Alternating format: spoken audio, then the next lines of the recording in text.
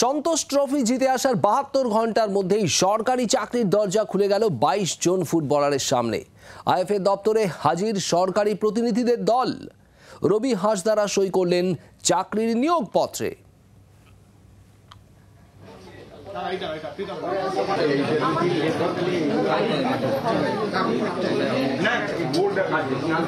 খুবই ভালো লাগছে। কি বলবো, চাকরির এমনি চাকরির একজনের দুজনের না, টিমের সবার হচ্ছে চাকরি, এটা নিয়ে খুবই ভালো লাগছে।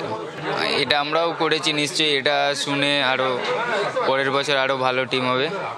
নিশ্চয়ই মুখ্যমন্ত্রী ম্যামকে বলবো অসংখ্য ধন্যবাদ, এটাই জানাবো সবার চাকরি করে দিচ্ছে, অসংখ্য ধন্যবাদ বলবো।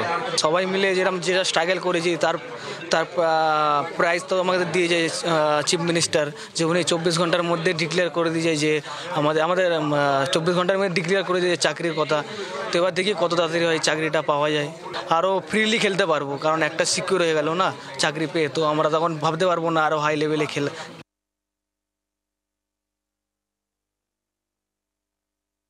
ভালো, আমার মনে হয় বাংলার ফুটবলকে অনেক ধাপ এগিয়ে দিলেন আমাদের মুখ্যমন্ত্রী, কারণ পরের বার যারা ট্রায়ালে আসবে তারা কিন্তু সবাই ভীষণ সিরিয়াস থাকবে, তারা সুযোগ পাওয়ার জন্য লড়াই করবে, তারা চ্যাম্পিয়ন হওয়ার জন্য লড়াই করবে, কারণ তাদের মাথায় কিন্তু সবসময় থাকবে যদি বাংলাকে চ্যাম্পিয়ন করতে পারি তাহলে চাকরি আছে।